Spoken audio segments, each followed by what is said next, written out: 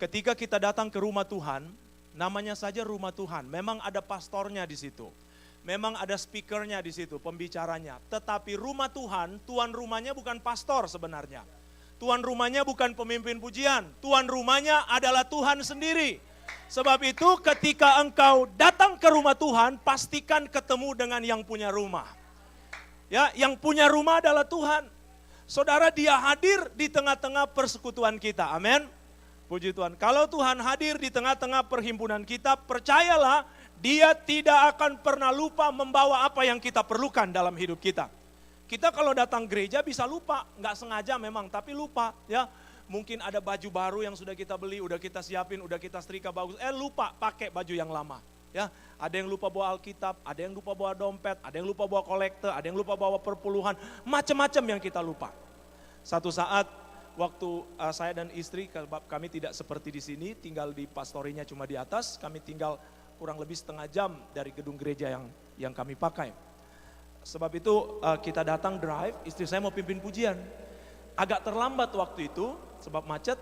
Waktu saya mau parkir di depan gereja agak penuh, saya bilang kamu turun aja dulu sebab kamu yang siapin pujian, biar nanti saya cari parkir. Dia nggak mau turun, saudara-saudara.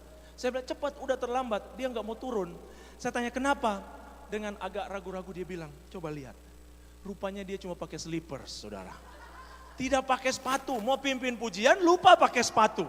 Itulah manusia, suka lupa, tapi percayalah Tuhan tidak pernah lupa dengan kebutuhan-kebutuhan kita. Ya, puji Tuhan. Mari kita buka ayat firman Tuhan, ayat yang gampang-gampang saja. Ya, ayat yang saya kira semua saudara tahu dalam Mazmur pasal 127.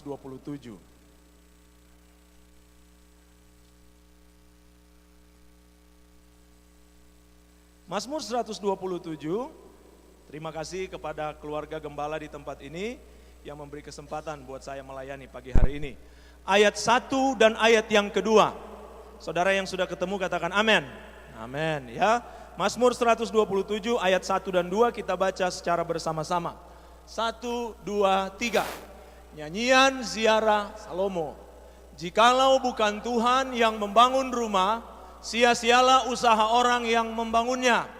Jikalau bukan Tuhan yang mengawal kota, sia-sialah pengawal berjaga-jaga. Sia-sialah kamu bangun pagi-pagi dan duduk-duduk sampai jauh malam. Dan makan roti yang diperoleh dengan susah payah, sebab ia memberikannya kepada yang dicintainya pada waktu tidur. Haleluya, puji Tuhan. Silakan duduk. Saudara-saudara, Mazmur pasal 127 berbicara tentang campur tangan Tuhan dalam hidup orang percaya. Mazmur pasal 127 berbicara tentang bagaimana Tuhan bekerja dalam kehidupan orang yang dikasihi oleh Tuhan. Mazmur 127 bicara tentang keberhasilan karena ada Tuhan dalam kehidupan kita. Makanya judul perikop daripada Mazmur 127 adalah berkat Tuhan, pangkal selamat. Saudara ingin diberkati Tuhan? Oh tidak pastor, saya nggak mau diberkati. Pokoknya saya mau keluarga saya susah. Saya mau pekerjaan saya sulit. Saya mau di lay off, setiap kali kerja di lay off. Saya mau bukan gaji makin naik, gaji makin turun. Ada di antara yang saudara seperti itu? Saudara perlu datang kepada pastor dan bilang, pastor tolong doakan saya sebab saya orang aneh. Sebab kalau kita normal, ya, kalau kita berpikir waras, kalau kita berpikir dengan baik, maka setiap orang pasti ingin diberkati oleh Tuhan. Gak usah munafik lah, kita juga pendeta ingin ada kelebihan, kita ingin ada berkat Tuhan dalam hidup kita. Semua kita ingin diberkati oleh Tuhan. Tidak ada orang yang tidak mau mendapatkan sesuatu, ya. Makanya saudara banyak ucapan-ucapan, kan senang ketemu orang, kemudian orang bilang Tuhan berkati, Tuhan berkati, Tuhan berkati. Karena memang secara psikologi juga orang ingin mendapatkan satu kelebihan di dalam kehidupannya. Ya, ucapan-ucapan tadi saya ketemu dengan satu ibu di atas, kita ngobrol-ngobrol, dia dari Medan, ya, orang Chinese Medan, orang Hokkien. Saya katakan di tempat kami pelayanan itu 98% mungkin, orang 95% itu orang Chinese, dan sebagian besar banyak yang dari Medan, ya. Orang Chinese suka bilang gong sifat coy, ya. Itu satu ucapan selamat tahun baru. Itu mengandung pengertian saudara-saudara, ya, ada kemakmuran. Ada satu berkat di dalam kehidupan orang yang merayakan tahun baru Sintia itu. Sebab di mana-mana saudara, orang ingin mendapatkan sesuatu, berkat dalam hidupnya. Dan Alkitab berkata, Tuhan mau memberkati hidup kita, katakan amin. Dan berkat Tuhan adalah pangkal selamat. Haleluya, ya. Dikatakan saudara bahwa berkat Tuhan, kata berkat, nanti kita lihat sebentar, tetapi kata berkat dalam bahasa Ibrani mengandung beberapa pengertian. Gak usah lihatlah bahasa Ibraninya, ya saudara. Sebab bahasa Inggris aja kita masih sulit, apalagi bahasa Ibrani kan begitu ya. Kalau Bapak Gembala saudara punya talenta menjelaskan dengan baik, saya menjelaskan Indonesianya aja. Ya. Kata berkat dalam bahasa Ibrani, pertama artinya benefit. Di tempat kami banyak orang yang kerja di office, banyak orang yang kerja, ada beberapa jemaat yang kerja di pemerintah. Ya. Sebenarnya kerja di pemerintah juga gajinya nggak besar-besar amat, saudara. Ada kalanya saudara kerja di restoran, saudara kerja di mana itu gajinya, pendapatannya lebih baik daripada kerja di government. Tapi kenapa banyak orang ingin kerja di government? Saya nggak tahu dengan beberapa alasan yang lain, tapi banyak orang yang bilang begini, pastor gajinya memang nggak tinggi-tinggi amat, tapi benefitnya bagus. Benefit. Saudara, di mana-mana orang ingin mendapatkan benefit di dalam kehidupannya. Ya, kata benefit itu kata kerjanya itu artinya menikmati sesuatu, ya. Kalau kata bendanya banyak artinya. Menikmati sesuatu dalam ada hal yang kita nikmati dalam hidup kita, ada benefit yang didapatkan dalam hidup kita, ada hal-hal yang Tuhan berikan. Saya percaya kalau kita ikut Tuhan, kalau kita punya Yesus dalam hidup kita, ada benefit yang kita dapatkan. Dan Tuhan mau berikan benefit di dalam kehidupan kita, ya. Saudara, kita kadang-kadang mati-matian pindah kerja sana, pindah kerja sini, kejar benefit.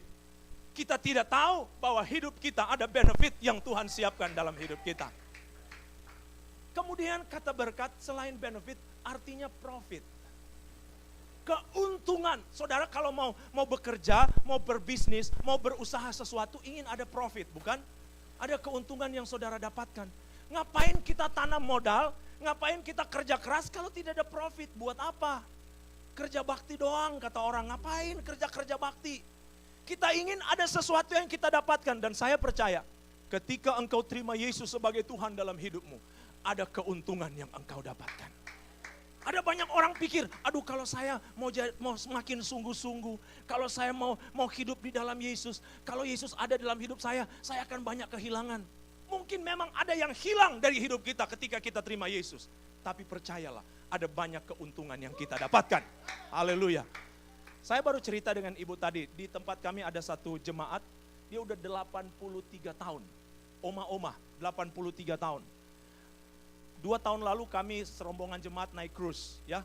Kami ke Meksiko bersama-sama. Oma ini juga ikut, anaknya di Medan selalu telepon, pastor tolong jaga mama saya ya. Iya, nanti saya jaga. Ya. Kemudian dia ikut. Waktu kami naik cruise, satu kali terjadi badai di daerah California. Pesawat-pesawat yang akan turun di LA itu harus turun di Kanada. Saudara bayangin itu ada badai waktu itu. Di laut juga berasa, saudara-saudara. Tidak selalu, tapi waktu itu bergoyang. Saya tadinya pikir saya mau ke kolam renang aja, sebab di cruise ada kolam renang. Saya ke kolam renang di kapal, baru goyang-goyang sedikit, saya udah mau muntah. Saya balik lagi ke kamar, diam, istri saya mau minta tolong istri saya sudah mau muntah. Akhirnya kita sepakat pergi makan. Ya sebab 24 hours itu makan di cruise, makan gratis kita sembarang. Ketemu beberapa jemaat, ya masing-masing. Semua bilang mau muntah, pusing, sebab kapal itu goyang sekali waktu itu. Nah saudara-saudara, si oma ini saudara-saudara, dia nggak pusing. Akhirnya dia yang jagain saya waktu itu. Dia yang tuntun saya, oma tolong saya. Ya. Oma tolong saya janji sama anaknya, saya akan jaga mamanya yang jaga saya. Semua pusing, hanya oma ini satu-satunya. Nah, ini oma ini, dulu dia bukan Kristen, ya. Dia bukan Kristen, dia tukang kuamya. Saudara yang latar belakang Chinese tahu itu tukang kuamya, ya. Yang suka baca nasib orang. Dan bukan tukang kuamya kaki lima, tukang kuamya yang terkenal di Medan pada waktu itu menurut kesaksian dia. Dia sampai dipanggil ke Hong Kong, ke Singapura, kemana. Bos-bos besar itu dia bilang, pastor, berapa puluh tahun yang lalu Indonesia masih susah, buat saya ke luar negeri itu sudah gampang. Dipanggil kemana-mana buat baca nasib orang, baca nasib pengusaha-pengusaha. Ya, dia bilang saya punya berlian pastor banyak sekali dikasih hadiah dan ini itu. Tapi panjang sekali kesaksiannya, luar biasa. Akhirnya dia terima Yesus sebagai juru selamat dalam hidupnya. Oh, dia kehilangan kepopularitasannya. Dia tidak lagi diundang, sebab masa sudah terima Yesus masih kuam ya? Kan gak mungkin, saudara-saudara. Ya, gak mungkin. Oh, dia kehilangan banyak hal. Dia kehilangan banyak hal, populer, duit, keluarga, dan sebagainya dia kehilangan. Tapi kesimpulan dari kesaksiannya, dia mendapatkan keuntungan di dalam Yesus. Makanya saudara-saudara, kalau kita punya Yesus dalam hidup kita, ada berkat Tuhan, ada keuntungan dalam hidup kita.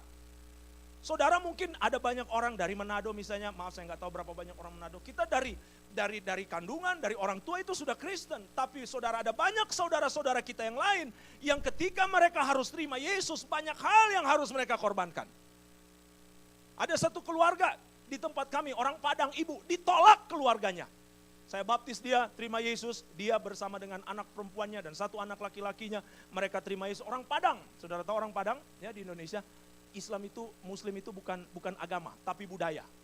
Sehingga bukan cuma orang, sampai tanah pun katanya itu adalah agama mereka. Ya, itu tanah pun Muslim, bayangin. Tetapi waktu dia terima Yesus sebagai juru selamat, dia ditolak keluarganya, banyak yang tidak mengakui mereka sebagai keluarga, tapi tetap semua kesimpulannya ada keuntungan di dalam Tuhan. Makanya lagu lama berkata begini, ya untungku besar karena Yesus milikku, jiwaku bergemar dapat damai sepenuh, di tengah ribut terang ombak dunia menderu, tapi ku tak gentar karena Yesus ku benar, ya untungku besar, benar, ya untungku besar, benar, ya untungku besar, bila ku dapat Yesus sungguh untung besar. Amin saudara. Ada Yesus dalam hidup kita, ada berkat Tuhan buat kita. Jangan takut, semua orang normal ingin dapat keuntungan di mana saja. Bukan hanya di gereja. Ya, satu kali ada seorang bapak di Manado, dia pergi undangan kawinan. Waktu dia pergi undangan kawinan, yang dia perhatikan bukan orang yang menikah, dia perhatikan meja makan. Dia lihat meja makan. Rupanya di situ ada makanan favorit dia, ikan mas. Ikan apa itu di sini kalau bilang? Orang Manado bilang ikan mas, ya. Ikan goldfish yang kecil-kecil. Ini ikan mas yang lebih besar, yang banyak tulang itu, ikan mas, ya. Dia lihat-lihat itu ikan mas. Dia tunggu-tunggu itu sambutan terlalu lama, akhirnya tiba waktu makan. Waktu doa makan dia sudah tidak tutup mata. Dia tinggal lihat-lihat terus itu ikan mas. Begitu amin saudara-saudara, langsung dia ambil setengah dari itu ikan mas. Langsung dia makan. Dia bisik sama dia punya istri, "Ma, bukan main, sudah canggih sekarang ini dunia. Kenapa? Itu ikan mas sekarang sudah tidak ada tulang. Lihat ini makan tidak ada tulang ini ikan mas." Mamanya lihat begini, itu nganape bodok itu bukan ikan mas, itu podeng katanya saudara, puding ya. Itu puding, saudara ingat dulu ada puding yang dipakai cetakan ikan, rupanya itu puding saudara ya. Dia makan, dia pikir ikan, ternyata puding saudara-saudara. Saudara-saudara sekalian, setiap orang ingin dapatkan keuntungan dalam hidupnya, amin. Dan di dalam Yesus, ya untungku besar. Sebab ku dapat Yesus jadi milik dalam hidupku ya. Kemudian yang berikut, arti daripada berkat adalah guard from evil. Ya. Dilindungi dari sesuatu yang jahat dalam hidup kita. Saudara-saudara, tinggalkan Indonesia, tinggalkan Langowan, tinggalkan Manado, tinggalkan Jakarta, tinggalkan Medan. Ya, dengan satu harapan mungkin ada sesuatu yang lebih baik di sini, tapi saya mau katakan di mana-mana ada sesuatu yang jahat di dunia ini. Tetapi ada berkat Tuhan dalam hidup kita. Dan berkat Tuhan itu melindungi kita daripada yang jahat. Amin saudara-saudara. Ya, saudara dari mana saja saudara bisa bertemu dengan hal-hal yang berbahaya dalam hidup kita. Tetapi percayalah, jangan takut, ada berkat Tuhan dalam hidup kita ya. Puji Tuhan. Kemudian berikut yang keempat, arti daripada berkat adalah to protect against harm. Harm itu saudara, harm itu sesuatu yang bisa merusak hidup kita. Banyak hal di dunia ini, banyak hal di sekeliling kita yang bisa merusak hidup kita. Udahlah kalau hal-hal yang jahat, sudahlah kalau hal-hal yang menyakitkan, sudahlah kalau hal-hal yang berat itu memang pasti bisa merusak hidup kita. Tapi jangan salah, banyak hal juga yang kita anggap baik, banyak hal juga yang kita anggap berguna buat kita, banyak hal juga yang kita anggap ini harusnya jadi milik kita, tapi sebenarnya bisa merusak hidup kita. Seperti anak-anak, dia pikir permen coklat itu kan baik, enak dimakan, ya. Tapi dia tidak tahu bahwa kebanyakan hal-hal tersebut juga bisa merusak kesehatan, ya, bisa merusak gigi. Saudara makan di buffet di mana-mana, saudara itu enak. Kalau dulu hamba-hamba Tuhan banyak yang susah dapat makanan, saudara. Sekarang banyak makanan, apalagi yang di Amerika, buffet Jepang, buffet Chinese, macam-macam. Kemarin saya ikut Pasar Langoan di New Jersey. Dari kedatangan sampai kepulangan, saudara-saudara. Nasi kuning, tinutuan, es cukur, macam-macam saudara ya. Sampai kita bilang begini, tante sudah sampai di sini tuh makanan. Oh ini juga jarang-jarang, cuma sekali-sekali lebrur dia datang. Saudara-saudara ya. Sehingga katanya sekarang banyak hamba Tuhan kerja sampingan selain jadi gembala, kerja di AU. Ya, bukan angkatan udara tapi asam urat, saudara-saudara. Banyak hal bisa merusak hidup kita dalam keseharian kita. Kadang-kadang kita pikir ini yang terbaik buat kita. Ini harusnya jadi bagian hidup kita. Tapi Tuhan tahu apa yang berguna buat kita. Makanya kalau ada sesuatu jangan cepat mengeluh. Makanya kalau ada sesuatu yang kita doakan belum kita dapatkan, jangan cepat kecewa. Karena ada berkat Tuhan dalam hidup kita. Ada perlindungan Tuhan buat kita. Dia melindungi kita dari hal-hal yang bisa merusak hidup kita. Saya pernah baca seorang anak beberapa puluh tahun yang lalu di Amerika. Dia bertumbuh di satu kota pertambangan. Dia anak kecil di satu daerah terpencil di Amerika. Waktu dia lagi bertumbuh besar, dia usia 8, kira-kira 8 sampai 12 tahun. Waktu itu Amerika lagi giat-giatnya bersaing dengan Soviet Union. Uni Soviet pada waktu itu untuk keluar angkasa.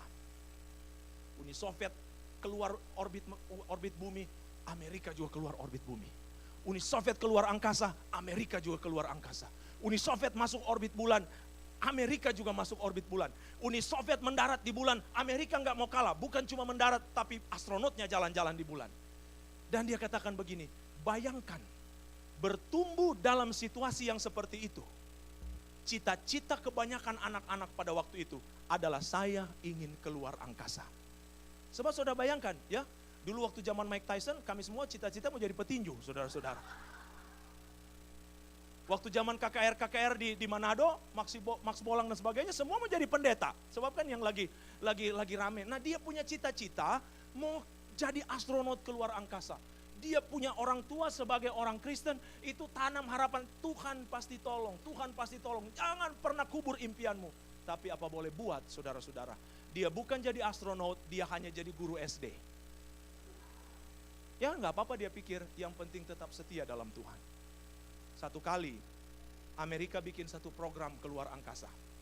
Zaman Presiden Reagan tahun 1986, Presiden Reagan berkata bahwa kita akan program pesawat keluar angkasa, tapi bukan cuma astronot yang akan pergi, tetapi mau perbawa orang sipil. Kemudian berembuklah Presiden, pejabat pemerintah dan NASA, Badan Antariksa Amerika. Orang sipil apa yang akan dibawa keluar angkasa? Bawa pendeta saja. Di luar angkasa tidak ada orang berdosa, saudara-saudara. Ngapain bawa pendeta? Oh, di luar angkasa mumpung belum banyak Chinese food, kita bawa saja untuk keluar angkasa supaya buka Chinese food. Di luar angkasa tidak ada orang Chinese, saudara ya. Jadi akhirnya cari. Orang sipil apa yang akan dibawa? Ketemulah yang akan kita bawa adalah guru. Kenapa guru? Sebab guru yang suka mengajar anak-anak. Dan semangat Amerika keluar angkasa ini akan ditransfer kepada murid-murid oleh seorang guru. Lalu dibuka pendaftaran, kalau ada guru yang mau keluar angkasa mendaftar. Kemudian dia isi application, orang ini namanya Frank Slasak. Saya lupa kasih tahu. Frank Slasak ini dia isi, dia punya application, dia kirim ke Badan Antariksa NASA, dia berdoa, dia berpuasa, dia tahu Tuhan sanggup jawab doa dia. Beberapa bulan kemudian datang balasan dari NASA, Badan Antariksa. Dia punya application diterima dan dia memenuhi syarat. Dia pergi saudara, ternyata yang memenuhi syarat ada hampir 50.000 guru. Bukan cuma dia. Diseleksi lagi tinggal 30.000 dia masih masuk. Diseleksi lagi tinggal 10.000 dia masih masuk. Dia berdoa, dia puasa, dia tahu Tuhannya adalah Tuhan yang luar biasa. Tinggal 100 orang dia doa, dia masih masuk. Luar biasa Tuhan tolong dia. Tinggal 3 orang. Waktu dicari 3 orang, dia masuk 3 besar pada waktu itu. Waktu dia masuk 3 besar, dia tahu ini pasti sudah diberikan Tuhan kepada dia. Kemudian ditentukanlah siapa yang akan pergi keluar angkasa. Sebab cuma mau cari satu. Frank Slasak dengan imannya percaya, saya yang akan dipilih Tuhan untuk masuk ke pesawat ruang angkasa, keluar angkasa. Kemudian diumumkan oleh Badan Antariksa, guru yang akan keluar angkasa adalah